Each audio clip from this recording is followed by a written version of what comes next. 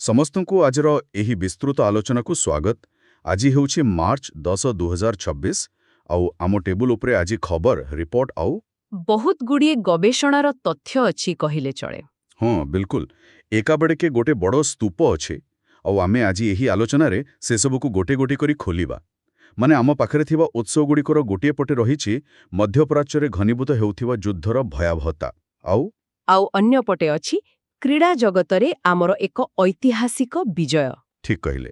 ତାଛଡ଼ା ସମାଜରେ ମହିଳାମାନଙ୍କର ପ୍ରକୃତ ସ୍ଥିତି, ଆମ ଓଡ଼ିଶାର ହସ୍ତତନ୍ତ୍ର ଓ ସଂସ୍କୃତି ବିଷୟରେ ମଧ୍ୟ କିଛି ନୂଆ ତଥ୍ୟ ଅଛି। ଆଉ ଶେଷରେ ସେହି ବଡ଼ ବିଷୟ ମନୁଷ୍ୟ ସୃଷ୍ଟ ପ୍ରଦୂଷଣ ସାଙ୍ଗକୁ ଆର୍ଟିଫିସିଆଲ ଇଣ୍ଟେଲିଜେନ୍ସର ଆଶ୍ଚର୍ଯ୍ୟଜନକ କ୍ଷମତା। ଆଜ୍ଞା, ବାହାରକୁ ଦେଖିଲେ ଏହିସବୁ ଘଟଣା ସମ୍ପୂର୍ଣ୍ଣ ଅଲଗା ମନେ ହୁଏ, କିନ୍ତୁ ଆଜିର ଆମର ମୁଖ୍ୟ ଲକ୍ଷ୍ୟ ହେଉଛି ଏହି ଭିନ୍ନ ଭିନ୍ନ ପ୍ରସଙ୍ଗଗୁଡ଼ିକ ଭିତରେ ଥିବା ସମ୍ପର୍କର ସୂତାଖିଅକୁ ଖୋଜି ବାହାର କରିବା। ସତରେ ଏହିସବୁ ଘଟଣା ଆମର ଦୈନନ୍ଦିନ ଜୀବନ, ଅର୍ଥନୀତି ଆଉ ଭବିଷ୍ୟତକୁ କିପରି ଗଢ଼ୁଛି ତାହାର ଗୋଟେ ସ୍ପଷ୍ଟ ଚିତ୍ର ଆମେ ପ୍ରସ୍ତୁତ କରିବା। ଏଠାରେ ସବୁଠାରୁ ଆକର୍ଷଣୀୟ କଥା ହେଉଛି, ଯେତେବେଳେ ଆମେ ଖବରକାଗଜ ପଢ଼ୁ ବା ମୋବାଇଲରେ ନ୍ୟୁଜ୍ ଫିଡ୍ ସ୍କ୍ରୋଲ କରୁ, ଆମେ ଘଟଣାଗୁଡ଼ିକୁ କେବଳ ଖଣ୍ଡ ଖଣ୍ଡ କରି ଦେଖୁ। ହଁ, ଗୋଟେ ଖବର ସରିଲା ପରେ ଆଉ ଗୋଟେ ଖବର, ସେମାନଙ୍କ ଭିତରେ ସମ୍ପର୍କ ଆମେ ଭାବୁନାହିଁ। ବିଲକୁଲ। କିନ୍ତୁ ବାସ୍ତବରେ ଦେଖନ୍ତୁ, ପୃଥିବୀର ଗୋଟିଏ କୋଣରେ ଘଟୁଥିବା ଏକ ଭୌଗୋଳିକ ଅଶାନ୍ତି ଅନ୍ୟ ଏକ କୋଣରେ ଥିବା ଜଣେ ସାଧାରଣ ଲୋକର ବଜାର ଖର୍ଚ୍ଚକୁ ସିଧାସଳଖ ପ୍ରଭାବିତ କରିଥାଏ। ଆପଣ ବୋଧହୁଏ ମଧ୍ୟପ୍ରାଚ୍ୟ ସଙ୍କଟ ଆଡ଼କୁ ଇସାରା କରୁଛନ୍ତି। ହଁ, ଉଦାହରଣ ସ୍ୱରୂପ ବର୍ତ୍ତମାନର ମଧ୍ୟପ୍ରାଚ୍ୟ ସଙ୍କଟ।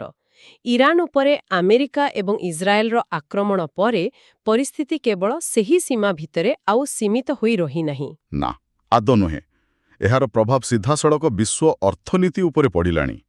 ମୁଁ ପଢ଼ୁଥିଲି ଯେ ମଧ୍ୟପ୍ରାଚ୍ୟର ଆକାଶମାର୍ଗ ବନ୍ଦ ହେବା କାରଣରୁ ବିମାନ ଚଳାଚଳ ବ୍ୟାପକ ଭାବରେ ବାତିଲ ହୋଇଛି। ଯାହା ଫଳରେ ଗ୍ଲୋବାଲ ସପ୍ଲାଇ ଚେନ୍ ବିଶ୍ୱ ଯୋଗାଣ ଶୃଙ୍ଖଳା ସମ୍ପୂର୍ଣ୍ଣ ବାଧାପ୍ରାପ୍ତ ହେଉଛି। ଆଉ ସେହି ଯୋଗାଣ ବାଧାପ୍ରାପ୍ତ ହେବାର ସବୁଠାରୁ ବଡ଼ ପ୍ରମାଣ ହେଉଛି ଅଶୋଧିତ ତୈଳ ଦର। ବର୍ତ୍ତମାନ ଅଶୋଧିତ ତୈଳ ଦର ବ୍ୟାରେଲ ପିଛା ପ୍ରାୟ $100 ପାଖାପାଖି ପହଞ୍ଚିଗଲାଣି। ସିଆ ତ। ଆଉ ତୈଳ ଦର ବଢ଼ିବା ମାନେ ସିଧା କଥା ପରିବହନ ଖର୍ଚ୍ଚ ବଢ଼ିବା। ପରିବହନ ଖର୍ଚ୍ଚ ବଢ଼ିଲେ ବଜାରରେ ମିଳୁଥିବା ପ୍ରତିଟି ସାମଗ୍ରୀର ଦାମ ବଢ଼ିବା ସୁନିଶ୍ଚିତ। ତାହା ହିଁ ମୁଖ୍ୟ ଚିନ୍ତାର ବିଷୟ। ଏହି ଉତ୍ତେଜନାପୂର୍ଣ୍ଣ ପରିସ୍ଥିତି ମଧ୍ୟରେ ଆମ ଉସରରେ ଆଉ ଗୋଟିଏ ଗୁରୁତ୍ୱପୂର୍ଣ୍ଣ ରିପୋର୍ଟ ଅଛି, ଯାହା ଏହି ଯୁଦ୍ଧର ଦିଗକୁ ଆହୁରି ଅନିଶ୍ଚିତ କରିଦେଉଛି। କେଉଁ ରିପୋର୍ଟ କଥା କହୁଛନ୍ତି? ଆମେରିକାର ପୂର୍ବତନ ରାଷ୍ଟ୍ରପତି ଡୋନାଲ୍ଡ ଟ୍ରମ୍ପଙ୍କ ଏକ ମନ୍ତବ୍ୟ। ସେ ଇରାନର ସର୍ବୋଚ୍ଚ ନେତା ଭାବେ ମୋଜତବା ଖାମେନିଙ୍କ ଚୟନକୁ ନେଇ ସିଧାସଳଖ ଅସନ୍ତୋଷ ବ୍ୟକ୍ତ କରିଛନ୍ତି। ଆଚ୍ଛା। ଆଉ ତା ସହିତ ସେ ସ୍ପଷ୍ଟ କରିଛନ୍ତି ଯେ ଏହି ଯୁଦ୍ଧର କୌଣସି ନିର୍ଦ୍ଦିଷ୍ଟ ସମୟ ସୀମା ନାହିଁ। ଆମେ ଏଠାରେ କୌଣସି ରାଜନୈତିକ ମତବାଦର ସମୀକ୍ଷା କରୁନାହୁଁ, କିନ୍ତୁ ସମ୍ପୂର୍ଣ୍ଣ ନିରପେକ୍ଷ ଭାବରେ ଦେଖିଲେ ଏଭଳି ବୟାନ ବିଶ୍ୱସ୍ତରରେ ଏକ ଦୀର୍ଘକାଳୀନ ଅସ୍ଥିରତାର ସଂକେତ ଦେଉଛି। ବିଲକୁଲ। ଏହି ଅସ୍ଥିରତାର ପ୍ରମାଣ ଆର୍ଥିକ ବଜାରରେ ସ୍ପଷ୍ଟ ଦେଖାଯାଉଛି। କ'ଣ କି, ଯେତେବେଳେ ଯୁଦ୍ଧର କୌଣସି ସମୟସୀମା ନଥାଏ, ନିବେଶକମାନେ ଭୟଭୀତ ହୋଇପଡ଼ନ୍ତି। ସେମାନେ ନିଜେ ପଇସା କାଢ଼ିବା ଆରମ୍ଭ କରନ୍ତି। ହଁ, ଏହାର ଏକ ବଡ଼ ଉଦାହରଣ ହେଉଛି ପାକିସ୍ତାନ ଷ୍ଟକ୍ ଏକ୍ସଚେଞ୍ଜ। ଗୋଟିଏ ଦିନରେ ସେଠାରେ 16,000 ପଏଣ୍ଟର ହ୍ରାସ ଘଟିଛି। ବାପ୍ରେ, 16,000 ପଏଣ୍ଟ! ହଁ, ଏହା କୌଣସି ସାଧାରଣ ଉତ୍ଥାନ ପତନ ନୁହେଁ, ଏହା ଗୋଟେ ଐତିହାସିକ ପତନ। କିନ୍ତୁ ଏହାଠାରୁ ଆହୁରି ଏକ ଗଭୀର ବିଷୟ ହେଉଛି ଯେ ଗ୍ଲୋବାଲ ଫଣ୍ଡଗୁଡ଼ିକ ବର୍ତ୍ତମାନ ଆର୍ଟିଫିସିଆଲ ଇଣ୍ଟେଲିଜେନ୍ସ ବା AI କ୍ଷେତ୍ରରୁ ନିଜର ପୁଞ୍ଜି ପ୍ରତ୍ୟାହାର କରିବା ଆରମ୍ଭ କଲେଣି। ଏଇଟା ଟିକେ ଆଶ୍ଚର୍ଯ୍ୟଜନକ, କାରଣ ସାଧାରଣତଃ AIକୁ ଭବିଷ୍ୟତର ସବୁଠାରୁ ଲାଭଜନକ ବଜାର ବୋଲି ଧରାଯାଏ। ସତ କଥା। ହେଲେ ଯେତେବେଳେ ଯୁଦ୍ଧ ପରିସ୍ଥିତି ସୃଷ୍ଟି ହୁଏ, ଲୋକେ ଭବିଷ୍ୟତର ଟେକ୍ନୋଲୋଜି ପରିବର୍ତ୍ତେ ସୁନା, ତୈଳ କିମ୍ବା ନଗଦ ଅର୍ଥ ଭଳି ସୁରକ୍ଷିତ ବିକଳ୍ପ ଆଡ଼କୁ ଦୌଡ଼ନ୍ତି। ଅର୍ଥାତ୍ ଏକ ଆଞ୍ଚଳିକ ଯୁଦ୍ଧ ବିଶ୍ୱର ସବୁଠାରୁ ଆଧୁନିକ ଟେକ୍ନୋଲୋଜି ମାର୍କେଟର ଗତିକୁ ମଧ୍ୟ ରୋକିଦେବାର କ୍ଷମତା ରଖୁଛି। ତେବେ ଏଠାରେ ଗୋଟେ ବଡ଼ ପ୍ରଶ୍ନ ଉଠୁଛି। ଯଦି ଅଶୋଧିତ ତୈଳ $100 ଛୁଉଛି ଆଉ ଗ୍ଲୋବାଲ ମାର୍କେଟ ଏମିତି ଦୋହଲି ଯାଉଛି, ତେବେ ଏହାର ପ୍ରଭାବ ଆମ ଦେଶ ଭାରତ ଉପରେ କିପରି ପଡ଼ିବ? SBI ରିସର୍ଚ୍ଚର ଏକ ରିପୋର୍ଟ ଏହି ପ୍ରସଙ୍ଗରେ ଗୋଟେ ବହୁତ ଭଲ ଆକଳନ ଦେଇଛି। ସେ ରିପୋର୍ଟ କ'ଣ କହୁଛି? ସେମାନଙ୍କ ଅନୁଯାୟୀ ମଧ୍ୟପ୍ରାଚ୍ୟ ସଙ୍କଟ ଯୋଗୁଁ ବିଶ୍ୱବ୍ୟାପୀ ମୁଦ୍ରାସ୍ଫୀତି ବା ଦରଦାମ ବୃଦ୍ଧିର ଆଶଙ୍କା ଯଥେଷ୍ଟ ଅଧିକ ଥିଲେ ମଧ୍ୟ ଭାରତର ଅର୍ଥନୀତି ଏହି ଧକ୍କାରୁ ଅପେକ୍ଷାକୃତ ଭାବେ ସୁରକ୍ଷିତ ରହିବ। ଏହା ତ ଏକ ଆଶ୍ୱସ୍ତିକର ବିଷୟ, କିନ୍ତୁ ଯେତେବେଳେ ପୂରା ବିଶ୍ୱ ମୁଦ୍ରାସ୍ଫୀତିର ଭୟରେ ଅଛି, ଭାରତ କିପରି ନିଜକୁ ଏହି ଝଟକାରୁ ରକ୍ଷା କରିପାରିବ? ଦେଖନ୍ତୁ, ଏହାର ମୁଖ୍ୟ କାରଣ ହେଉଛି ଭାରତର ବିଶାଳ ଆଭ୍ୟନ୍ତରୀଣ ବଜାର ଏବଂ ଆମର ଫରେକ୍ସ ରିଜର୍ଭସ୍ ବା ବିଦେଶୀ ମୁଦ୍ରା ଭଣ୍ଡାର। ଆମ ଦେଶର ଅର୍ଥନୀତି କେବଳ ରପ୍ତାନି ଉପରେ ନିର୍ଭରଶୀଳ ନୁହେଁ। ମାନେ ଆମର ନିଜ ଭିତରେ ଥିବା ଚାହିଦା ବହୁତ ଅଧିକ। ବିଲକୁଲ, ଆମ ଡିମାଣ୍ଡ ଏତେ ଅଧିକ ଯେ ତାହା ଅର୍ଥନୀତିକୁ ଗୋଟିଏ ବଡ଼ ସ୍ତରରେ ସ୍ଥିର ରଖେ। ତା ସହିତ ସରକାର ଏବଂ ରିଜର୍ଭ ବ୍ୟାଙ୍କ ନିୟମିତ ଭାବରେ ଯେଉଁ ସତର୍କତାମୂଳକ ପଦକ୍ଷେପ ନେଉଛନ୍ତି, ତାହା ଆମକୁ ଏହି ବାହ୍ୟ ବିପଦରୁ ଢାଲ ଭଳି ସୁରକ୍ଷା ଦେଉଛି। ବାହ୍ୟ ଚାପ ଆଉ ସେହି ଚାପକୁ ମୁକାବିଲା କରିବାର କଥା ଯେତେବେଳେ ଉଠିଲାଣି, ଆସନ୍ତୁ କ୍ରୀଡ଼ା ଜଗତର କଥା ଟିକେ ଆଲୋଚନା କରିବା। ସେଠାରେ ବି ତ ଖେଳାଳିମାନଙ୍କୁ ପ୍ରବଳ ଚାପର ସାମ୍ନା କରିବାକୁ ପଡ଼େ। ହଁ, କ୍ରୀଡ଼ାରେ ତ ଚାପ ସବୁବେଳେ ଥାଏ। ଆଉ ସେହି ଚାପ ଭିତରୁ ହିଁ ଆମ ପାଇଁ ଏକ ବିରାଟ ବିଜୟର ଖବର ଆସିଛି। ଗୁଜରାଟର ଅହମ୍ମଦାବାଦ ଷ୍ଟାଡିୟମରେ ଭାରତୀୟ ପୁରୁଷ ଦଳ ନ୍ୟୁଜିଲ୍ୟାଣ୍ଡକୁ ହରାଇ ICC T20 ବିଶ୍ୱକପ୍ ଜିତି ନେଇଛି। ଏହା ପ୍ରକୃତରେ ଏକ ଅଦ୍ଭୁତପୂର୍ବ ଖବର। ଭାରତର ତୃତୀୟ T20 ବିଶ୍ୱକପ୍ ଟାଇଟଲ ନା? ହଁ, ଯେଉଁଭଳି ଭାବରେ ଖେଳାଳିମାନେ ଚାପକୁ ନିୟନ୍ତ୍ରଣ କରି ଶେଷ ମୁହୂର୍ତ୍ତ ପର୍ଯ୍ୟନ୍ତ ଲଢ଼େଇ କଲେ, ତାହା ସାରା ଦେଶକୁ ଗୋଟେ ପ୍ରକାରେ ଏକାଠି କରିଦେଇଛି ବୋଲି କହିଲେ ଚଳେ। ନିଶ୍ଚିତ ଭାବେ ଏହା ଗୋଟେ ଗର୍ବର ମୁହୂର୍ତ୍ତ। କିନ୍ତୁ ଆମେ ଜାଣୁ, କ୍ରୀଡ଼ା ହେଉଛି ଏପରି ଏକ କ୍ଷେତ୍ର ଯେଉଁଠି ମୁଦ୍ରାର ଦୁଇଟି ପାର୍ଶ୍ୱ ସବୁବେଳେ ଦେଖିବାକୁ ମିଳେ। ହଁ, ବିଜୟ ସାଙ୍ଗକୁ ପରାଜୟ ମଧ୍ୟ ଅଛି। ଠିକ୍, ଗୋଟିଏ ପଟେ ଅହମ୍ମଦାବାଦରେ ବିଶ୍ୱକପ୍ ବିଜୟର ଉନ୍ମାଦନା ଥିବାବେଳେ ଅନ୍ୟପଟେ ଅଷ୍ଟ୍ରେଲିଆ ଗସ୍ତରେ ଥିବା ଭାରତୀୟ ମହିଳା କ୍ରିକେଟ ଦଳ ପାଇଁ ସମୟ ଏତେ ଅନୁକୂଳ ନଥିଲା। ମୁଁ ଦେଖୁଥିଲି ସେ ଖବର। ପର୍ଥର ୱାକା ଗ୍ରାଉଣ୍ଡରେ ଖେଳାଯାଇଥିବା ଦିବାରାତ୍ର ଟେଷ୍ଟ ମ୍ୟାଚ୍ରେ ଅଷ୍ଟ୍ରେଲିଆଠାରୁ ଭାରତୀୟ ମହିଳା ଦଳ 10 ୱିକେଟରେ ପରାସ୍ତ ହୋଇଛି। ହଁ, ଆଉ ଯେଉଁମାନେ କ୍ରିକେଟ ଟିକେ ଅନୁସରଣ କରନ୍ତି, ସେମାନେ ଜାଣିଥିବେ ଯେ ୱାକା ଗ୍ରାଉଣ୍ଡର ପିଚ୍ ବିଶ୍ୱର ସବୁଠାରୁ ଦ୍ରୁତ ଏବଂ ବାଉନ୍ସି ପିଚ୍ ଭାବେ ପରିଚିତ। ସେଠାରେ ଖେଳିବା କୌଣସି ବି ଦଳ ପାଇଁ ସହଜ ନୁହେଁ। ତାହା ସତ୍, ଏହା ପୂର୍ବରୁ ବି ଦିନିକିଆ ସିରିଜରେ ଦଳକୁ ପରାଜୟର ସାମ୍ନା କରିବାକୁ ପଡ଼ିଥିଲା। ହେଲେ ମୁଁ ଭାବେ, ବିଜୟ ଯେତିକି ଉତ୍ସାହ ଦିଏ, ପରାଜୟ ସେତିକି ଶିକ୍ଷା ଏବଂ ନିଜକୁ ଆହୁରି ଶକ୍ତିଶାଳୀ କରିବାର ସୁଯୋଗ ଦେଇଥାଏ। ସମ୍ପୂର୍ଣ୍ଣ ସହମତ। ଆଉ ନିଜକୁ ଶକ୍ତିଶାଳୀ କରିବାର ସବୁଠାରୁ ଭଲ ମାଧ୍ୟମ ହେଉଛି ଶାରୀରିକ ଏବଂ ମାନସିକ ସୁସ୍ଥତା। ବିଲକୁଲ। ସେଇଠୁ ଯଦି ଆମେ ସାଧାରଣ ଜୀବନଶୈଳୀ ଆଡ଼କୁ ଆସିବା, ତେବେ ଫିଟନେସ୍ର ଗୁରୁତ୍ୱ ସବୁଠୁ ଅଧିକ।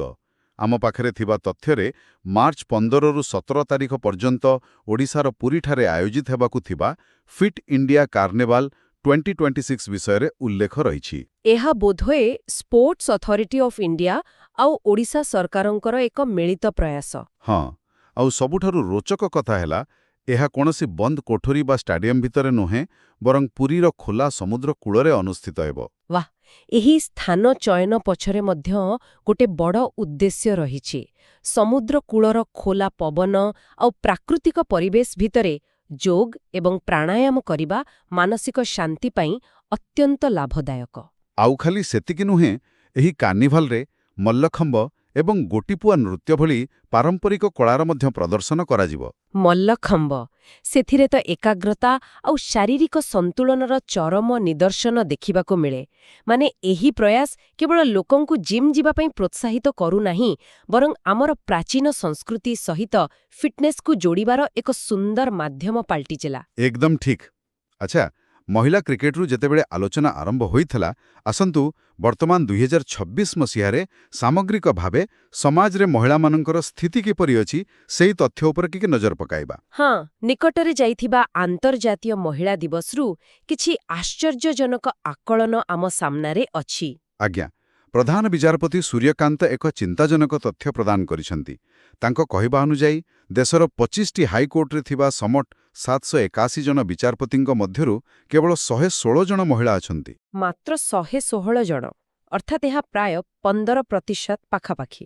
ହଁ, ଭାବନ୍ତୁ ଟିକେ, ଯଦି ଗୋଟେ ବନ୍ଦ କୋଠରୀ ଭିତରେ 10 ଜଣ ବିଚାରପତି ବସି ସମାଜର ନିୟମ ଆଉ ନ୍ୟାୟ ନିର୍ଦ୍ଧାରଣ କରୁଛନ୍ତି, ତେବେ ସେହି 10 ଜଣଙ୍କ ମଧ୍ୟରୁ ମାତ୍ର ଜଣେ କିମ୍ବା 2 ଜଣ ମହିଳା ଅଛନ୍ତି।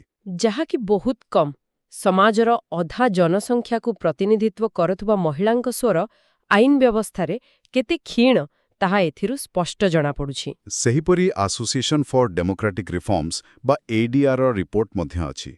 ତାଙ୍କ ତଥ୍ୟ କହୁଛି ଯେ ଦେଶର 4,666 ସାଂସଦ ଓ ବିଧାୟକଙ୍କ ମଧ୍ୟରୁ କେବଳ 464 ଜଣ ମହିଳା, ମାନେ ମାତ୍ର 10%। ଆଇନ ଏବଂ ରାଜନୀତି କ୍ଷେତ୍ରରେ ଏହି ସଂଖ୍ୟା ନିଶ୍ଚିତ ଭାବେ ନିରାଶାଜନକ।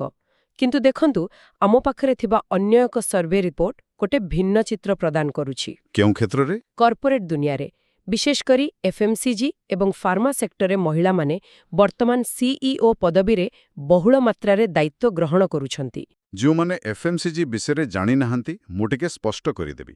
ଏହାର ପୂର୍ଣ୍ଣ ରୂପ ହେଉଛି ଫାଷ୍ଟ ମୁଭିଂ କନଜ୍ୟୁମର ଗୁଡ୍ସ, ଅର୍ଥାତ୍ ଟୁଥପେଷ୍ଟ, ସାବୁନ, ଖାଦ୍ୟ ସାମଗ୍ରୀ ଭଳି ଦୈନନ୍ଦିନ ଜୀବନରେ ଆମେ ବ୍ୟବହାର କରୁଥିବା ଜିନିଷ। ହଁ, ଆଉ ଏହି ଶିଳ୍ପରେ ଗ୍ରାହକଙ୍କ ମନସ୍ତତ୍ୱ ବୁଝିବା ଅତ୍ୟନ୍ତ ଜରୁରୀ।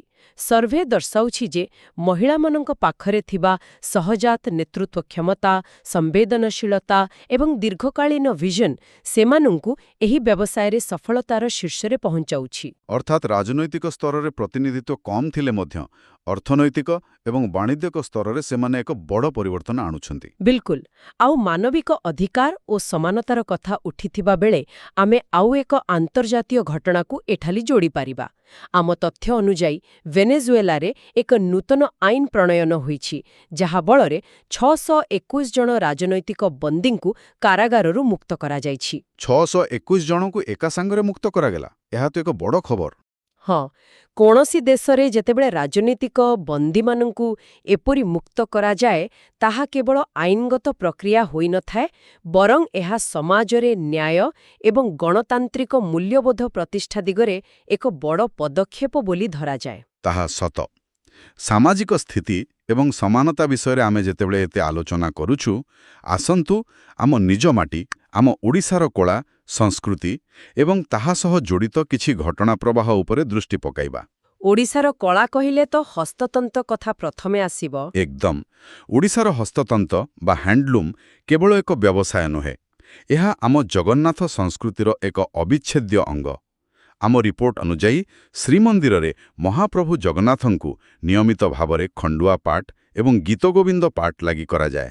ଆଉ ଏହି ଗୋଟିଏ ପାଟ ଶାଢ଼ୀ ବୁଣିବା ପାଇଁ ବୁଣାକାରମାନଙ୍କୁ ସପ୍ତାହ ସପ୍ତାହ ଧରି କଠିନ ପରିଶ୍ରମ କରିବାକୁ ପଡ଼େ ନା? ହଁ, ଆଉ ଏହା କିପରି ରାଜ୍ୟର ଗ୍ରାମୀଣ ଅର୍ଥନୀତି ସହ ଜଡ଼ିତ ତାହା ବୁଝିବା ବି ଦରକାର। ଏହି ପରମ୍ପରା ଯୋଗୁଁ ହଜାର ହଜାର ବୁଣାକାର ପରିବାର ନିଜର ଜୀବିକା ନିର୍ବାହ କରୁଛନ୍ତି।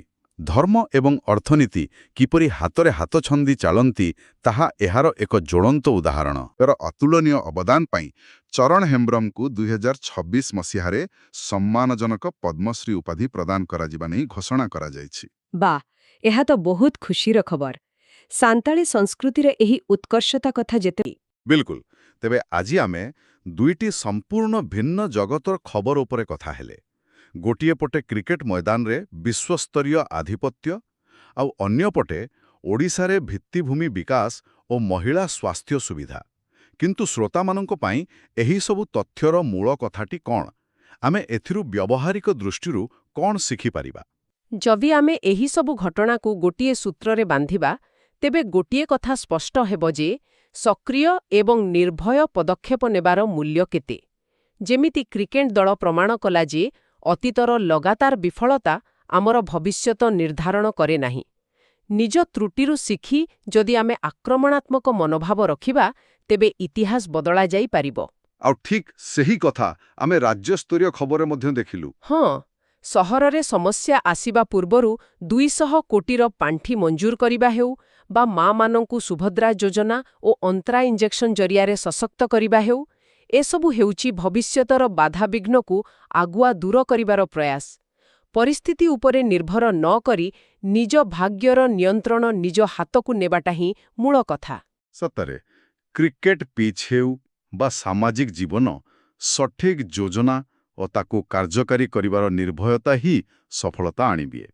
ଆମେ ଏବେ ଆମ ଆଲୋଚନାର ଶେଷ ପର୍ଯ୍ୟାୟରେ ପହଞ୍ଚିଗଲୁଣି। ଏହି ବିସ୍ତୃତ ସମୀକ୍ଷାରୁ ଏହା ସ୍ପଷ୍ଟ ହେଲା ଯେ ଭାରତୀୟ କ୍ରିକେଟ କିପରି ଏକ ନୂଆ ଯୁଗରେ ପାଦ ଦେଇଛି, ଆଉ ଆମ ଓଡ଼ିଶା କିପରି ଭିତ୍ତିଭୂମି ଓ ସ୍ୱାସ୍ଥ୍ୟ ସେବା ମାଧ୍ୟମରେ ଆଗକୁ ବଢ଼ୁଛି।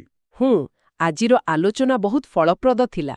କିନ୍ତୁ ଆଜି ବିଦାୟ ନେବା ପୂର୍ବରୁ ଶ୍ରୋତାମାନଙ୍କ ପାଇଁ ଏକ ଭିନ୍ନ ଦିଗ ଉପରେ ଚିନ୍ତା କରିବାକୁ ଗୋଟିଏ ପ୍ରଶ୍ନ ଛାଡ଼ିଯାଉଛି। ଭାରତୀୟ କ୍ରିକେଟ ଦଳର ଏହି ନୂତନ ଆକ୍ରମଣାତ୍ମକ ରଣନୀତି କ'ଣ ଆଗାମୀ ଦିନରେ ବିଶ୍ୱସ୍ତରରେ ତୃଣମୂଳ କ୍ରିକେଟର ଢାଞ୍ଚାକୁ ସମ୍ପୂର୍ଣ୍ଣ ରୂପେ ବଦଳାଇ ଦେବ କି?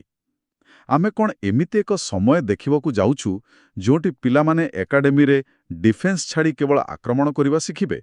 ଆଉ ତାଠାରୁ ବଡ଼ କଥା, ଆମେ ସମସ୍ତେ ଆମ ନିଜ ବ୍ୟକ୍ତିଗତ ଜୀବନରେ ଏହି ଆଭିମୁଖ୍ୟକୁ କିପରି ପ୍ରୟୋଗ କରିପାରିବା? ଯେତେବେଳେ ଚାରିପାଖରେ ସୁଯୋଗ ସୁବିଧା ବଢ଼ୁଛି, ଆମେ ବିଫଳତାର ଭୟକୁ ପଛରେ ପକାଇ ନିଜ ବିକାଶ ପାଇଁ ସେହିଭଳି ଏକ ନିର୍ଭୟ ପଦକ୍ଷେପ ନେଇପାରିବା କି? ଏହା ପ୍ରକୃତରେ ଏକ ଗମ୍ଭୀର ଆଉ ସମୟୋପଯୋଗୀ ଚିନ୍ତା। ନିଜ ଚାରିପାଖରେ ଥିବା ସୁବିଧାର ସଠିକ୍ ବିନିଯୋଗ ଆଉ ମାନସିକ ସ୍ତରରେ ବିଫଳତାର ଭୟକୁ ଜୟ କରିବା, ଏହି ଦୁଇଟି କଥା ଯେକୌଣସି ବ୍ୟକ୍ତିକୁ ଶୀର୍ଷରେ ପହଞ୍ଚାଇ ପାରିବ। ସମସ୍ତେ ଏହା ଉପରେ ନିଶ୍ଚୟ ବିଚାର କରିବା ଉଚିତ। ବିଲକୁଲ। ତେବେ ଆଜିର ଏହି ଗଭୀର ଆଲୋଚନା ପାଇଁ ଏତିକି। ଆଶା କରୁଛୁ ଏହି ସମୀକ୍ଷା ମାଧ୍ୟମରେ କିଛି ନୂଆ ତଥ୍ୟ ଏବଂ ନୂଆ ଦୃଷ୍ଟିକୋଣ ଆପଣଙ୍କୁ ମିଳିପାରିଥିବ। ଆଗାମୀ ଦିନରେ ପୁଣି ଏମିତି ଏକ ନୂଆ ବିଷୟବସ୍ତୁ ସହ ଆଲୋଚନାକୁ ଆସିବ। ସେତେବେଳେ ପର୍ଯ୍ୟନ୍ତ ନୂଆ କିଛି ଶିଖିବା ଜାରି ରଖନ୍ତୁ। ନମସ୍କାର। ନମସ୍କାର।